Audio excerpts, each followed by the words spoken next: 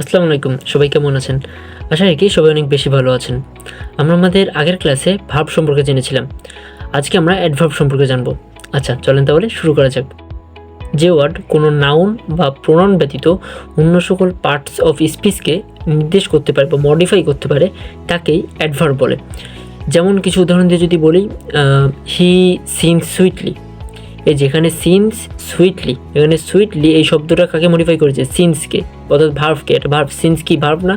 তাহলে যে সুইটলি ভার্ভকে অর্থাৎ সিন্সকে মডিফাই করছে, অর্থাৎ সুইটলি হচ্ছে অ্যাডভার্ভ।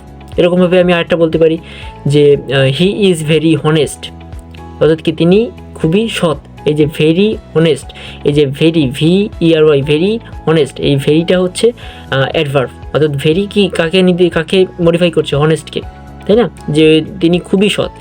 আচ্ছা, তাহলে আমরা অ্যাডভার্ব সম্পর্কে বুঝতে পারলাম। অ্যাডভার্ব কত প্রকার? অ্যাডভার্বকে মোট 3 ভাগে ভাগ করা যায়। কী কী? সিম্পল অ্যাডভার্ব, ইন্টারোগেটিভ অ্যাডভার্ব এবং রিলেটিভ অ্যাডভার্ব। আচ্ছা, চলেন তাহলে আমরা সিম্পল অ্যাডভার্ব সম্পর্কে জানি।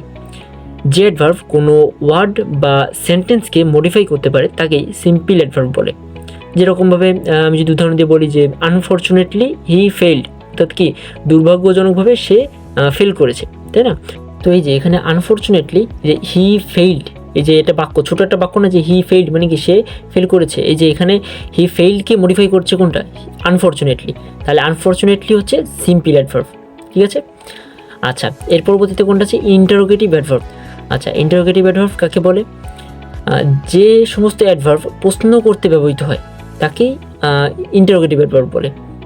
যেরকমভাবে আমি যদি উদাহরণ দিয়ে বলি যে হোয়েন আর ইউ গোয়িং, অর্থাৎ তুমি কখন যাচ্ছ, যে এখানে হোয়েন অ্যাডভার্ব, এখানে হোয়েন কী হচ্ছে?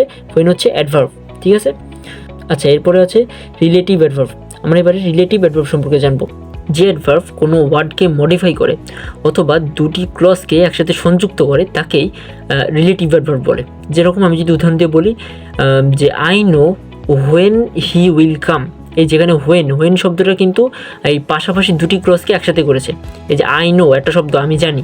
হোয়েন যদি আমরা বাদ দিই, হি উইল কাম মানে সে কখন সে আসবে, তাই না? এই দুটো শব্দকে কিন্তু একসাথে করেছে হোয়েন শব্দটা। অর্থাৎ এই যে I know when will he come মানে আমি জানি কখন সে আসবে। তো এই যেখানে হোয়েন শব্দটা দুটো শব্দকে যেহেতু একসাথে করেছে বা দুটো ক্লজকে যেহেতু একসাথে করেছে, এখানে হোয়েন শব্দটা কি? অ্যাডভার্ব, ঠিক আছে? আচ্ছা, আজকে আমরা অ্যাডভার্ব সম্পর্কে জানলাম। আমরা আমাদের পরবর্তী ক্লাসে প্রিপোজিশন সম্পর্কে জানবো, ঠিক আছে?